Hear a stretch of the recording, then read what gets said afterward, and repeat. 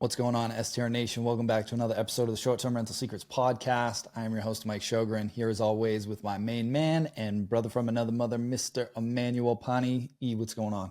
My brother, so good to see you. I am so excited for the show today. Yes.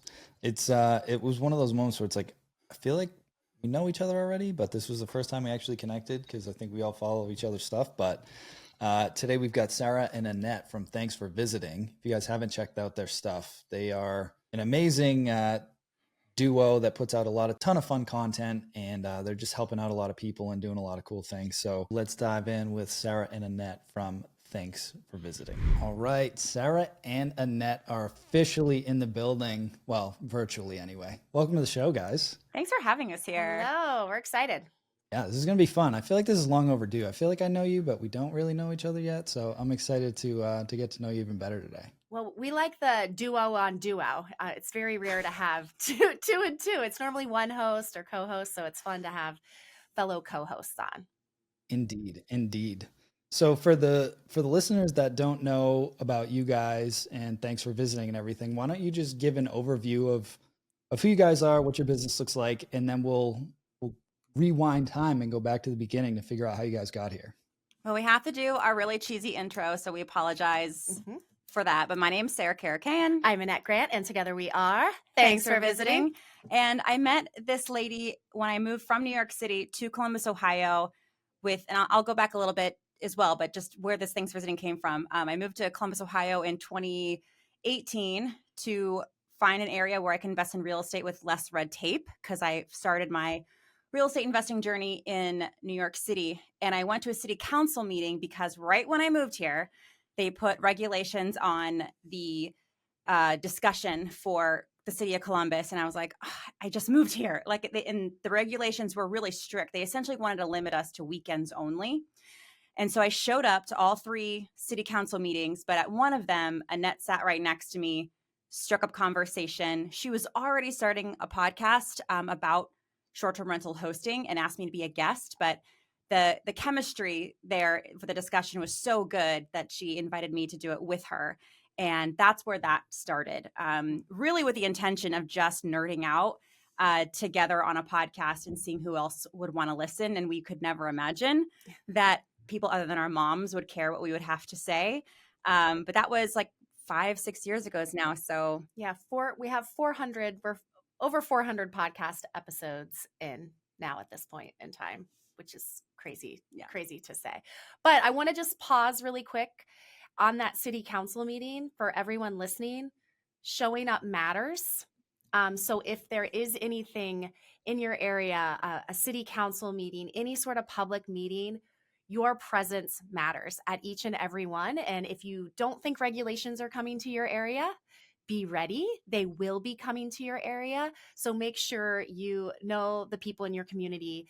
If you can't be at those meetings, who is going to be showing up at those meetings so you can keep up with what's going on. So us showing up mattered. Hundreds, if not thousands of hosts showed up to those meetings, and we won that battle. And so we did not have we had some licensing that took place, which we were more than happy about that. But those strong regulations, the hosts showed up, they spoke up, and it mattered. And it kept all of our businesses alive.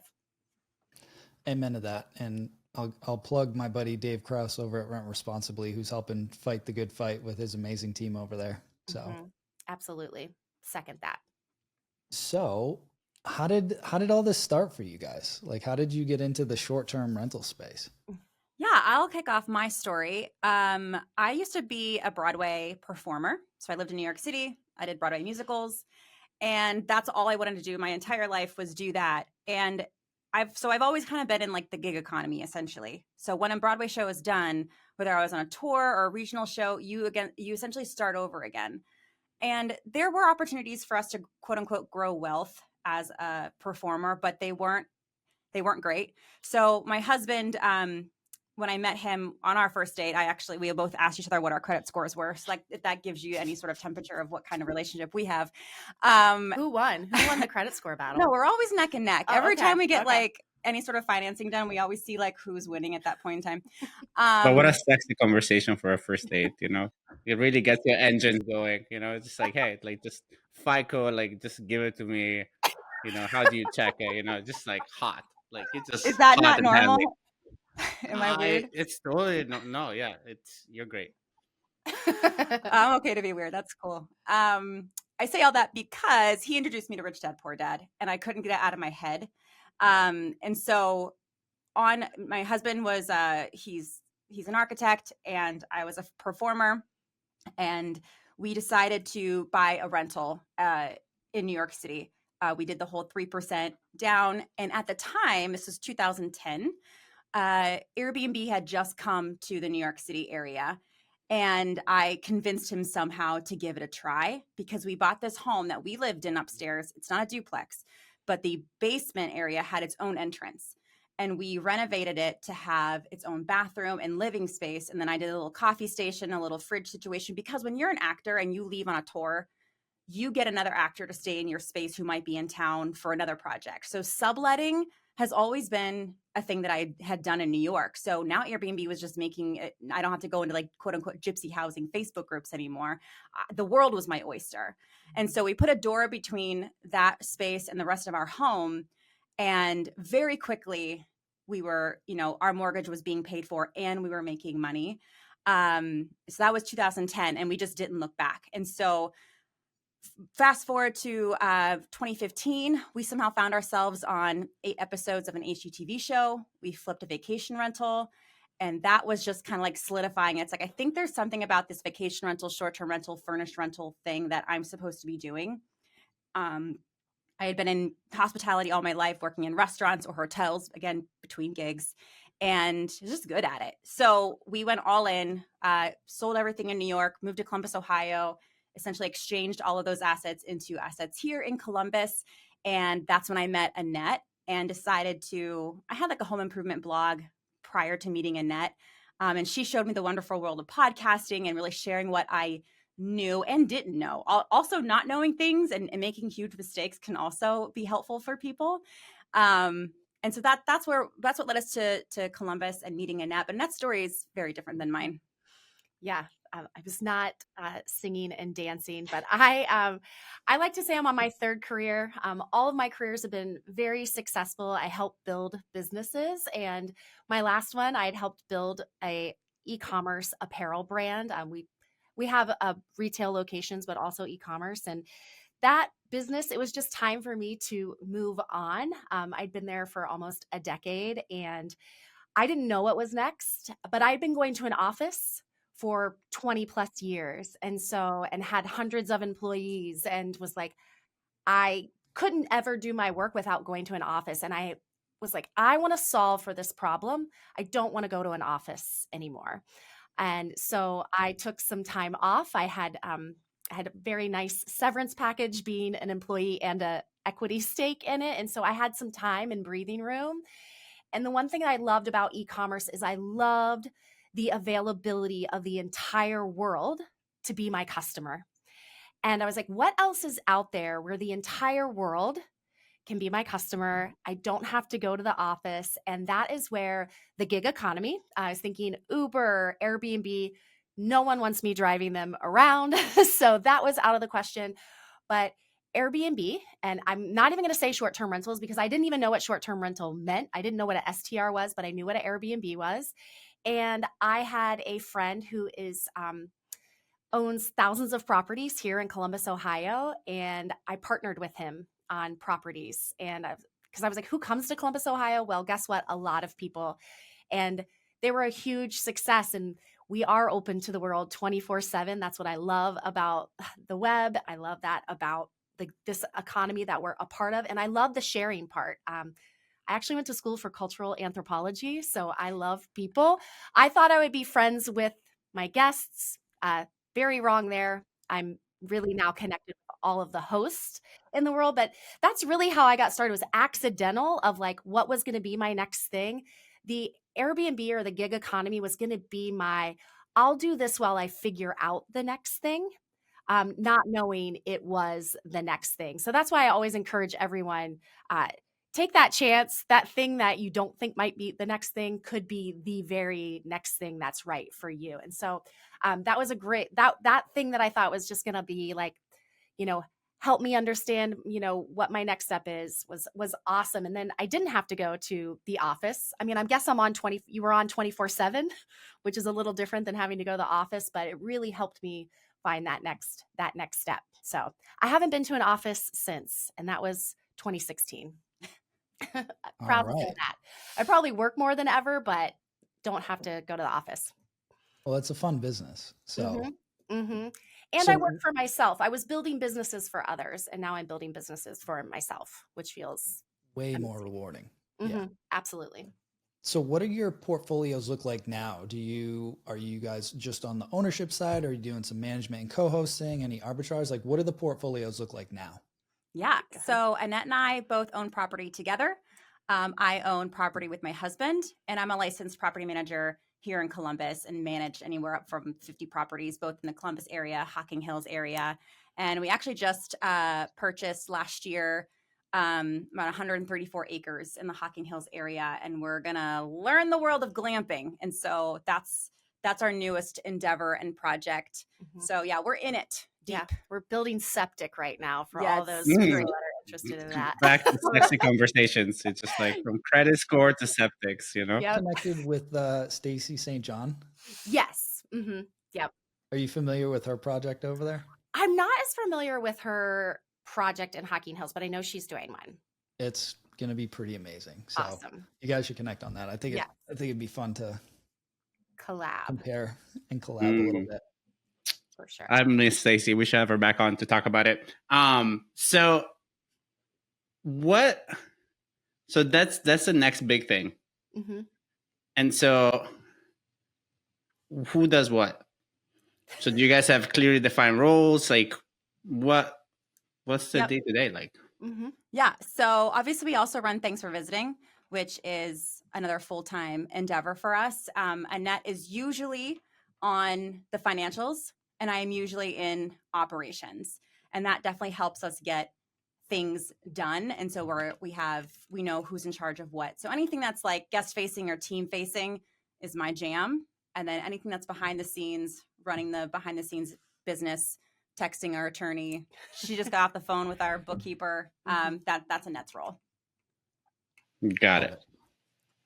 I think that's super.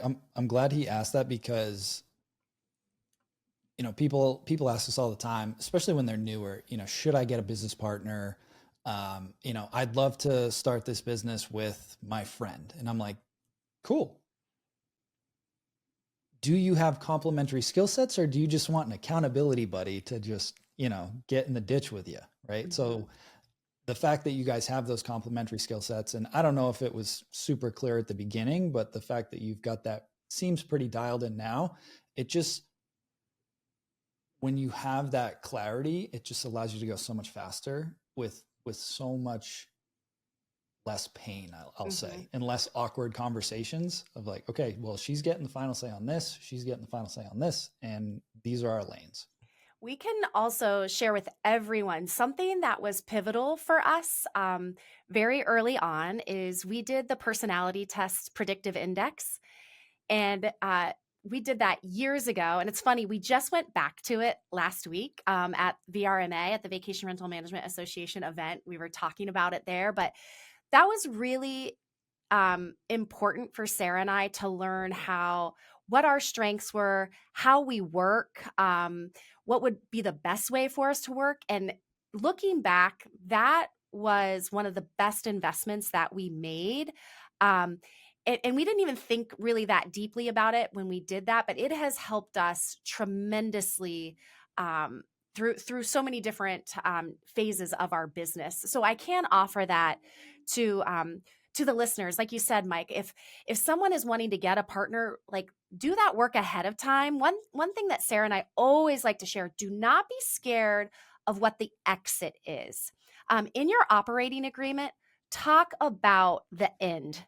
And if you can't talk about the end at the very beginning when everything's clean and there's no money invested, you're sure as heck not going to be able to talk about it when there's a lot of blood, sweat, tears, and money involved. So we recommend, like, if you can't talk about that exit at the very beginning, then that's kind of a red flag that's probably not the partner for you. And if they're scared of like, well, what do you mean exit? It's like, no, every real estate deal, every business, those are the relationships you're in, and they're on paper ahead of time, and it makes things so much easier. And so I offer that to everyone. Like the businesses that I've left, it's made that so much easier because we had those in place ahead of time, and everybody knows what's going to happen then.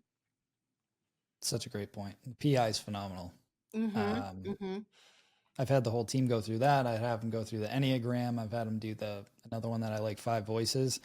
And I share them all with the whole team, because when you understand what everybody's strengths and weaknesses are, and also how to communicate to that person effectively, I think as you grow your business and evolve into a leadership role, understanding how to get the most out of each person on your team. Like Danny is an example, who's in the background here producing the podcast. I can be very blunt and direct with him because he knows I'm coming from a place of caring, and just call him out. But if I go hard at somebody like Beth, who's one of my assistants, like that might not be received as well. So being able to adjust your communication style to the particular person to get the most out of them is a huge part of leadership, in my opinion. And those tests have helped me a ton understand how I come across to those different personality types. Yeah, PI is great because predictive index is great because it tells you Annette knew she was a maverick. I knew I was a captain. And then it'll also tell you how mavericks and captains, or whoever you are, how they work together, what to look out for. Like it literally told me, like, you can't put Annette in a box. If you try to put her in a box and tell her what to do and when to do it, she's going to leave, right? She's going to not be okay with that. And so as a bossy person, I need to make sure that I check myself. Like, what's more important? It's just like a marriage. You know what I mean? It's like, what's more important, driving the business forward and moving towards those goals that we set at the beginning, or quote unquote being right or being myself, you know? So I think taking that into consideration, checking yourself and knowing that before you get too deep into, and we did this before we put any money into anything. Mm-hmm. We were just, getting to know each other and having discussions about starting businesses together. And so that, And I also just want to offer to the listeners too, like I think so many people stop themselves from success from being scared of partnering, when I think it is the best way to, like you said, accelerate success. So we're actually, I'm business partners now with Sarah's husband. My sister is business partners with us on some properties. So if you can clearly define that, have a great attorney, an amazing attorney. I say press forward with your partnerships, because man, you're going to have more brains, you're going to have more dollars, and you're going to have a larger network. So that's going to equal more opportunity. So well said. So well said. I love that. I would love to take us to, so a couple of years ago, you guys kind of decided to start doing this, right? I assume that you guys got to the point where you're looking around, you're like, okay, we're doing a lot of things. There are certain things that is my unique area of genius. This is yours. We need to bring on somebody that's going to help us grow. Mm-hmm. And I think every person that gets to that point understands is like, okay, outside of us, even in a partnership, we need a third person.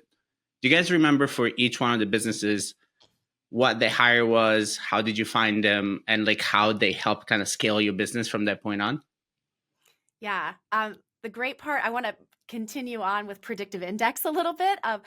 It also gave clarity to Sarah and I who our next hire should be, what our weaknesses combined were, and led us to this next hire. And so we use that not only to understand each other, but to understand what hire would help facilitate that fastest route of growth. So I'll let you explain our ace there that we hired next. Yeah, Annette and I needed someone in our business who likes going into like the details and pulling out all the data. We know what to do with the data, but pulling it out, pouring ourselves over it, seeing patterns was something that would bore us very quickly. So we knew that we needed someone analytical. So in the PI world, they call it the analyst. And so when we were hiring for that position, we had everyone go through the PI testing, and we would only interview people who had the personality that we were looking for. And that really helps streamline and not waste your time when you start interviewing people. And I actually took the question a different way, which I think is also important, is Annette and I, as we started our facilitating, business deals together and doing these different ventures. I don't know who the first one was, but one of us wanted to get a business coach or get some sort of, we've hired all sorts of different business coaches or invested in masterminds or things of that nature. And we were both relieved that both of us are very much in support of investing in ourselves. And so that's never been a question either for us. So whether it's investing in an employee, we don't really see employees as expenses. For us, they're investments, especially if you hire the right one. They'll take you further than you could ever go without them. And hiring or finding the right sort of business coach or mentor who's been further than we have, and we've not been there yet, so they can help guide us. And so that's always been something that we've both been on board with, because there are people who don't believe in it and who don't want to leverage that kind of support. And that's a little tough, because I've always done that and she's always done that. And so it was just, again, like, people ask us all the time, like, do you guys ever fight? Do you ever? And we're like, no, I get it done. We're too busy to fight. Just gotta get stuff done. Yeah. But so the mentors and then our Colleen, I'll just tell you her name, Colleen, she actually works double duty in our business. And one thing that's amazing is she was actually a GM of a hotel for over a decade. And so her revenue management skills are unparalleled. Like we can't even explain to you like that background of doing revenue management at multiple hotels for some of the biggest chains is just like, I don't even know where we would find someone else like that. But then her hospitality, guest facing as being a GM, and then hiring team members. So she actually does revenue management. She does guest communication. She does, one of the big roles we'll get to next is our inspectors on our team, who inspect every property before every check-in. Yes, I'll say it again. They inspect every property before every check-in, because that is exactly what hotels do. Every room gets an inspection before a guest checks in. But Colleen can not only crush it on that side of the business, she can crush it on helping us with thanks for visiting, because she has that background too in hotels and short-term rentals and just operations overall. I love what a that. Great hack.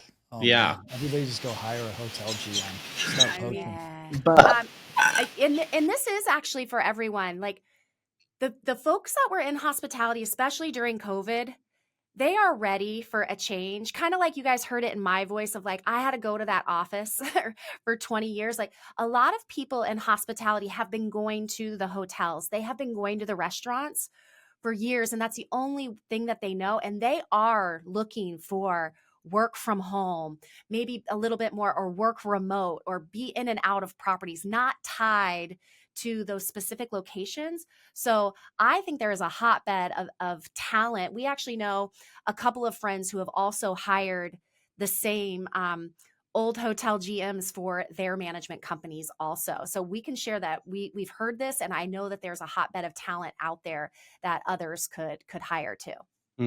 I love that you said that.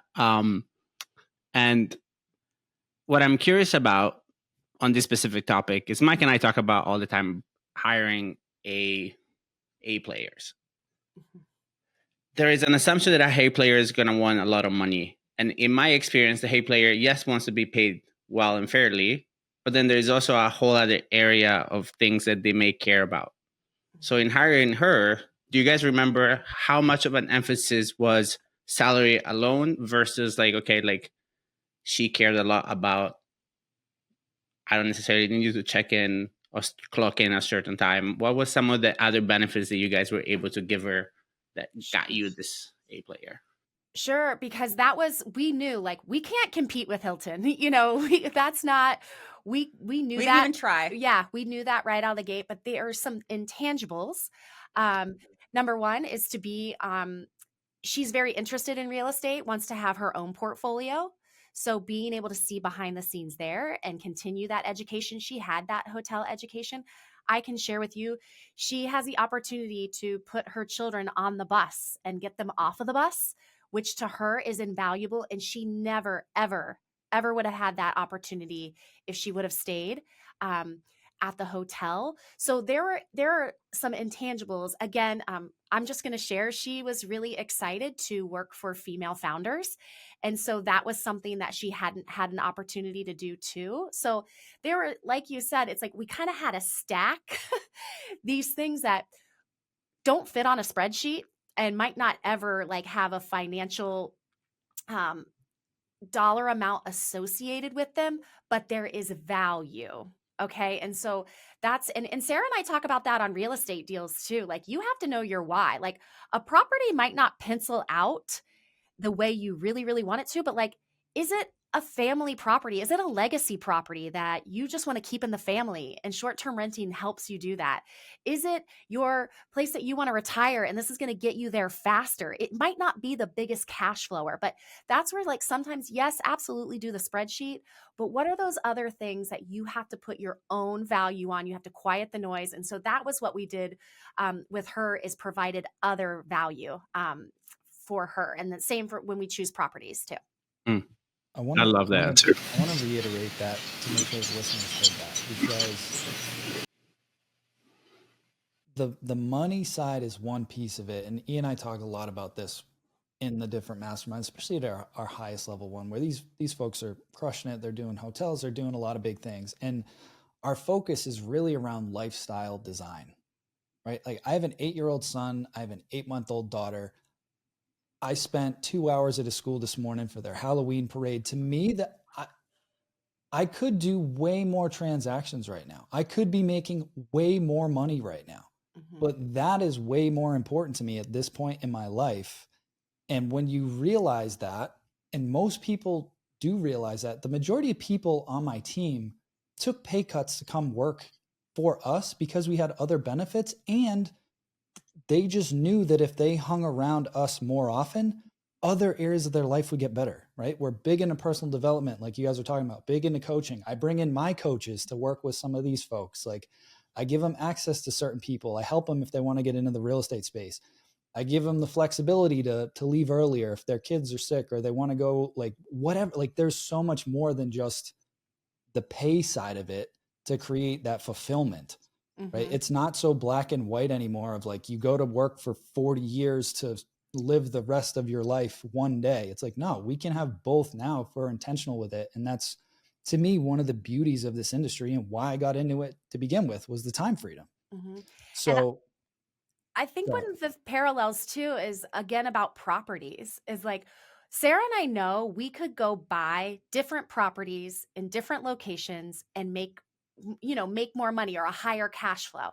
But like lifestyle wise, like those aren't the properties that we want to host. Those aren't, like, I'm not getting a good night's rest if I know maybe the place isn't the safest or in the best area and my guests might be compromised, or maybe we want our properties to be in our backyard. We don't want a remote host. So it's more of like lifestyle for us, even with our property and our portfolio too. And I feel like so many people try to choose things that are, again, just highest salary or highest cash flow. And it's like really where you have to sit down with yourself and put that why down and understand, what do you really want your lifestyle to be like, and longevity wise too, because we could all do a lot of things and make a lot more money quickly, but you're going to burn out and it's not going to be worth it. And this is why also it's important that you yourself know that you are your own brand.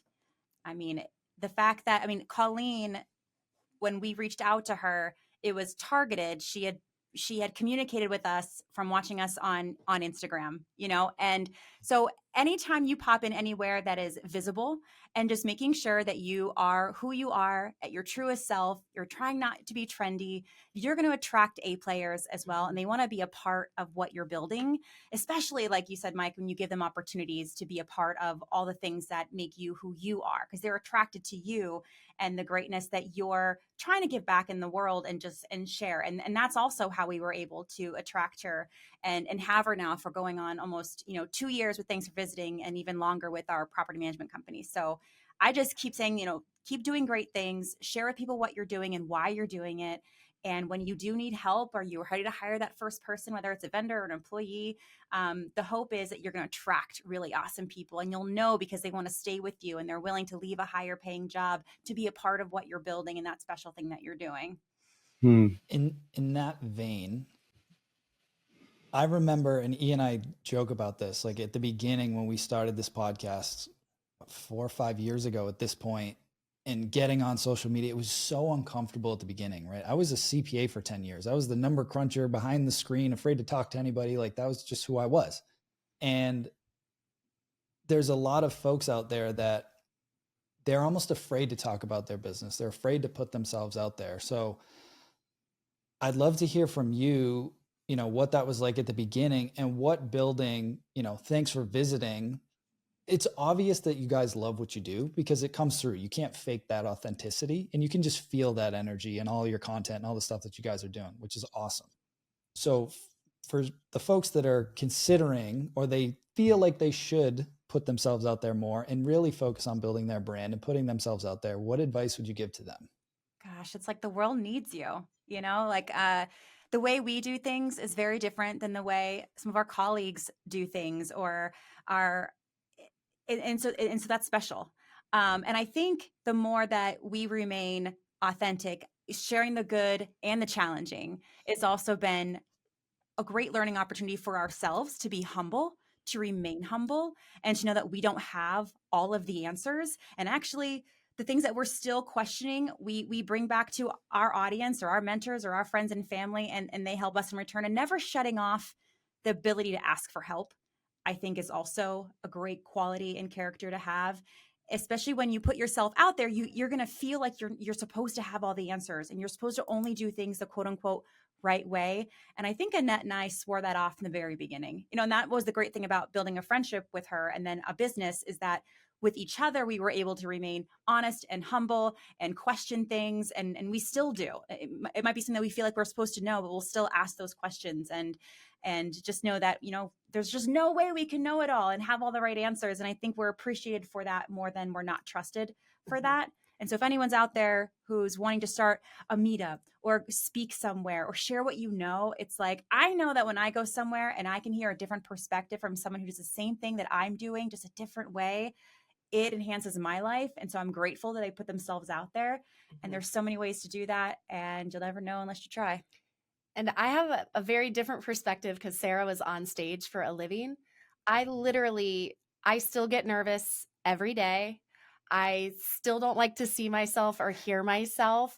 And I also want to share with everybody, like, I didn't start any like face forward voice camera recording until I was 42 years old. Like that's crazy to me that, like, I tell people, I'm like, I'm on YouTube and like, I can't, like, we started this 5 years ago, but like that to me, you're never too old too. Because if someone would have told me that you'll start recording or putting yourself out there, at that age, I would have like laughed at them. Like, that'll be too old. And I feel like, oh my gosh, I'm just getting started. So I also want to encourage people, like, it's never too late. You're not too old to be like showing your face on camera, or whether it be Facebook or Instagram, TikTok, YouTube, like, just put yourself out there. And for me, it does not get easier.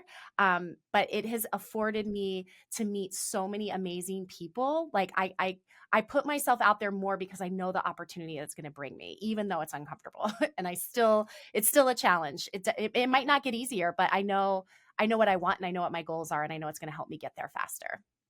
Yeah. E and I did a public speaking course. You remember this, E, with Mark Yegi, probably 7-8 years ago. And I will never forget him, the advice that he gave us. He said, the butterflies never go away. You just learn how to get them to fly in uniform. And I was like, man, it was such great advice. It was like a Yoda quote. It took me 50 minutes to figure out what he was trying to say, but it's so true. Every time, before I get on stage or whatever, I'm always nervous, but it just means that I care. And the thing that has helped me the most get over that is, I remember anytime I'm feeling nervous, I'm being selfish because I'm all thinking about how am I going to look? And the way to snap out of that is think of, okay, if I can just help one person in this room, this was totally worth it. And it immediately snaps me out of that. So just remember that if you're starting to produce content and you're nervous, it's totally normal. But remember, you never know who you're going to help by just being open and vulnerable.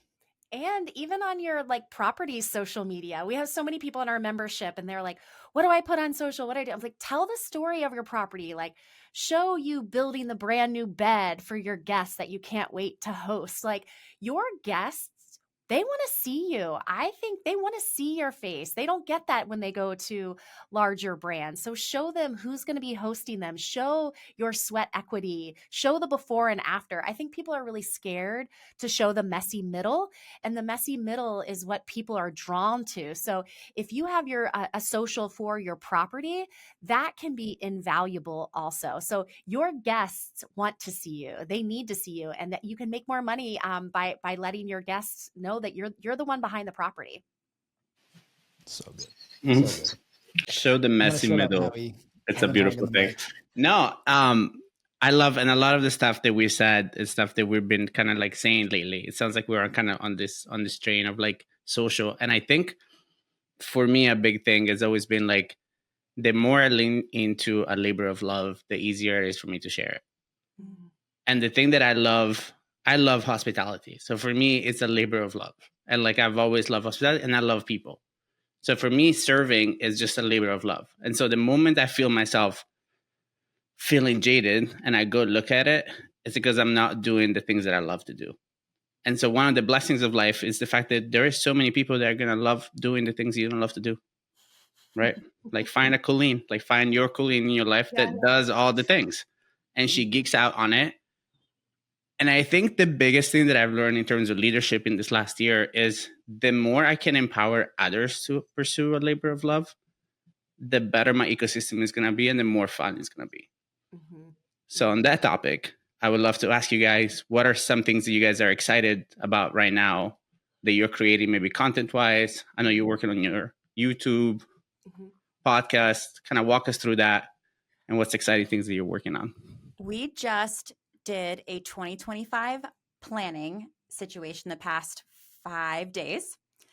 And I can tell you the thing, what excites Annette and lights her up is different than me, which is a good thing, especially when you're in business together. You like credit scores, we know. Correct. Yeah. For me, I'm most excited about doing less, but better. I have always been the kind of human being that I love working. I prefer when people are like, oh, I can't wait to like take a vacation or to like go home and like watch TV. Like I've never been that human. So I've never experienced white space, and I hear it's great. So I'm going to try it out next year. And so when you do less, I hear when you have more time to create and put into your creativity, whatever that is for you, it doesn't have to be like a pottery class or anything like that, but just giving myself more space to think and to be quiet and still. I've never done it, and I'm excited to lean into being uncomfortable in that world with our content, our YouTube, with everything that I do is just going to be less, but better. You, Nettie? I like it. For me, the first thing that came to mind, we just had a call with our VIP members, and really, a lot of our messaging is around hospitality. We draw in a lot of women that, are in our paid membership. And the one thing I'm so excited about is really helping them harness the power of knowing their numbers and let them know how empowering knowing your numbers are. And it's not just on your property, it's personally. And so I want to continue that road with all of the ladies. Like people were, they were like, wait, you can, on dynamic pricing, you can take out the cap. Like there's no limit to what you can charge for a night. And people were sharing that they were getting rates that they never imagined. And it was just because they had set this fictitious ceiling. And so really just anybody in the short-term rental space and just in general, business owners of knowing that when you know your numbers, that is the most powerful, even if they're negative, it's okay. There's power in understanding them. And so making sure people aren't hiding from them, but they're leaning into them. So that's kind of my goal for next year, is helping everyone know their numbers. I love that. My old identity as a CPA, I just assume everybody understands this stuff. And, even at our highest level group that we were talking about before, one of the changes that E and I have been working on the last 3 weeks was we put together what we called our legacy scorecard. And one of the things on there was showing them how to create, a net worth statement, a personal financial statement that they can track and update quarterly. And we can review it with them and help them, dissect this. And then a whole personal like P&L, right? So it's like, okay, here's the business. How much is actually going in your bank account? How much you actually saving? How much you actually reinvesting? And it was great because honestly, I feel like I even for me, I always find things when I do that I'm like, oh man, really? Like I thought, certain things I'm like, oh wow, I definitely spent more than I thought last quarter or whatever, right? It's the knowledge is power. And I can find myself, I love to work. Like I'm not wired to sit on a beach or golf every single day. Like I can't. But I will tell you, I did take 3 weeks off over the summer. My team basically kicked me out and said, I was going to Florida. They're like, you're not allowed to do anything. I did one webinar. That was it. And a webinar. I love it. The ideas that came out from that, I literally just had an iPhone note just with ideas. Like I would go for a walk and it would just, because you give your brain a chance to just turn off. So you're going to love it. It will be weird, but you're going to love it.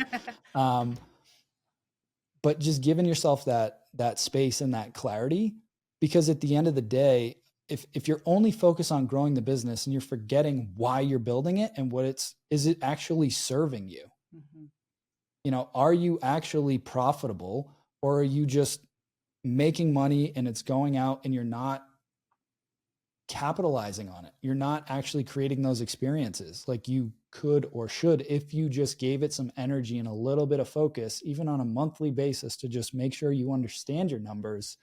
There's so much power and clarity in that. Absolutely. Can't agree more.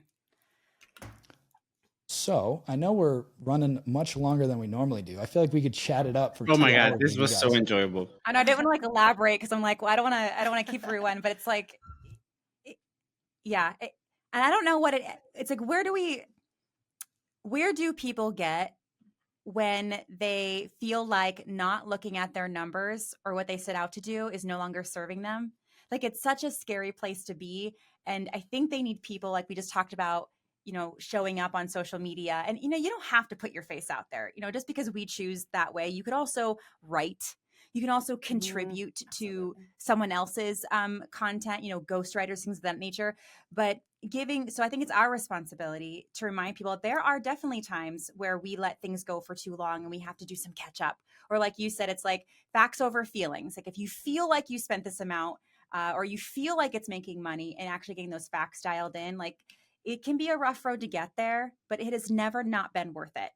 Mm-hmm. And honestly, as long as you have a really great CPA, financial advisor, whoever works with you, a Colleen, and they're the right team member for you, they're not going to give you shame or not going to make you feel shame. They're going to help you get to the other side of it. And those are the kind of partners that you want to have. And if you don't have that, if you do feel shame or you can't ask the vulnerable questions to those people that help you dial in your numbers, then that should be your goal for 2025, because that can unlock all sorts of things that can set you free. So I didn't want to take it too much further, but I think giving people permission to say, like, you know what, I haven't been as on top of it as I'd like to have been, and that's okay. Just to make the decision to make a change. Yeah, that's why knowing your numbers. That's why it's not just my mission for everybody else. It's my personal too, because it's been a hard year. It's been a hard year for everybody. I want to acknowledge that. Like any business, I have friends in so many different businesses, and it's been a year, and so it's okay to take a step back, and maybe sometimes it's time to stop things too. I think that people need more permission of like, all right, let's move on. I was part of another business last year, and I stopped. I told them I didn't want to be partners anymore. And guess what? It was awesome. We had that exit plan, and it was just like, why am I doing this? It was a lot of work and no reward. So I also want to give everybody permission that 2025 might be your year to stop some things too, sell some things, time to just sit back and see where you want to go next. So yeah. I think you go for 2 hours. Oh my God. Yeah. Go, Mike. What I was going to say is we've talked a bit about your social media stuff. For the folks that are just meeting you, or the 3 people that are just meeting you, tell them about Thanks for Visiting. Like, what type of content do you make? What type of coaching do you guys do? Like some quick insights on that stuff before we get into the final questions. So Thanks for Visiting. We like to call ourselves edutainers. So we like to educate and entertain. Like I'm goofy. Like I have to have a punchline. So I try to be more serious. It just doesn't, I'm not wired like that. So I have to go with it. But our mission is to up-level what it means to be a host. We are all in this together. I want to just reiterate that we are all in this hosting together. So whether they stay with us, they stay with you, they stay with Cindy in California, like whatever guest experience they have in a short-term rental in an Airbnb, they are going to remember that the next time they book. So we are all actually partners together. So if you don't think you have a partner, you have millions of partners across the world that are hosting their properties. And it's our mission to help everyone up-level their hosting, whether it be from hospitality to knowing their numbers to purchasing their next property. And we do that through our social media, through our YouTube. And then we do have a paid membership for people that want to go deeper and really take their business. So a lot of people are accidental hosts. So we help those accidental hosts become STR professionals. Love that. Got to treat it like a business, ladies and gentlemen. I hate to break it to you. Absolutely. So where can the folks connect with you guys and learn more about what you have going on between all the different businesses at this point? Where can they follow you guys? Whatever device you're on, if you're on your TV, go to YouTube, type in thanks for visiting. If you're on your computer, thanksforvisiting.com. If you're on Instagram, at thanks for visiting. So if you just type in thanks for visiting, we should pop up first. And if we don't, send us a DM because I need to work on that. But yeah, if anywhere you're online, search thanks for visiting and we'll be there for you. And we really appreciate the opportunity to share what we create with your audience. So thank you both for having us today. Oh yeah. It's been, you guys are one of my favorite accounts to follow. And so I just wanted to take a second to like acknowledge you guys for like, one, the goodness that you put out, the vibe. Again, Mike and I have done this for a long time and we see people come and go and the intentions sometimes are a little bit shady. And then you see those like lights, right? Like you see all the like lights that in the middle of the storms, the bad economy, the good things. One, keep the industry at a certain level. I think we create standards. Our community does, your community does, and there's a couple other ones that do. So one, appreciate that. And I also appreciate just how kind of fun you make it on the receiving side, as much as having you guys on here. So I just wanted to acknowledge you guys for just who you are as people. Oh, so really it's been a pleasure. Thank you very much. Yeah. Well, I got one more for you.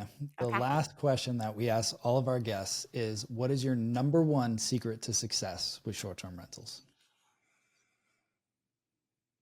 Mike, with the question. Let's just say it. We're gonna can we answer this together? Are you gonna sing it? Whatever your heart's desire. We're very passionate. No, I think we're very passionate. I don't know what she's gonna say. No, I'm gonna say our inspectors. Our inspectors are our secret to success. I mentioned it earlier. Having someone go in the property, inspect it before each and every stay, it has really been a differentiator. It has allowed us to have a higher nightly rate than most everyone in our area. They have had a decline. We have had we are beating the market.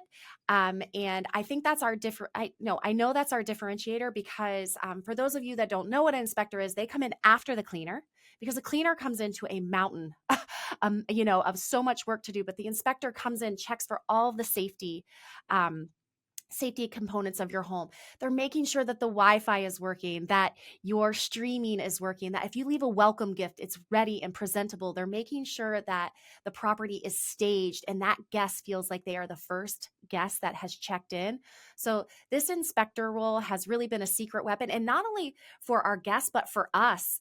We don't even know how many issues that they've just stopped, for our guest services, for everyone. So we just ask everyone that if you don't have an inspector, maybe the inspector is you, maybe you hire one, maybe it's your cleaner, but they leave the property, come back in with a fresh lens, but definitely have some sort of inspection process, not just a cleaning process, but an inspection before your guests check in. That's good. Sarah, are you going to sing that for us now? Do you want to add anything? No, I'm not. That was good. Yeah, you're not wrong. Yeah, that was pretty great. Yeah. And that is our secret sauce. I will die on that hill. Yeah, I've been doing that since day one, 2010, and it just hasn't steered me wrong. And the math is always math. You can make it work. You can figure it out. And yeah. And let's just talk for 1 second though on the math, because I know a lot of people are like, well, how do you afford that? How do you afford that? if you have ever had to give a refund because something wasn't guest ready, or a guest checked in and canceled, like that doesn't happen with us. So the money will be there. People before profits, the profits will come. And I'm telling you, you can't afford not to have someone inspecting the property. So I just kind of want to have everyone have a mindset shift there. And your peace of mind is next level. Is invaluable. Exactly. Awesome. Well, ladies, thank you so much for coming on. I really appreciate it. For listeners out there, make sure you follow. Thanks for visiting and all their amazing goodness that they're putting out in the world. Hope you guys have an amazing week, and we'll talk to you soon. Ciao, guys. Hey, STR Nation, if you enjoyed this episode, please make sure to hit that subscribe button and leave us a review. And in the comments, let us know what topics you want us to cover on upcoming episodes, and we'll make sure to get that in the books for you. And if you really want to learn how to launch, automate, and scale your short-term rental business, if you want to go deeper, then check out our free masterclass at strsecrets.com.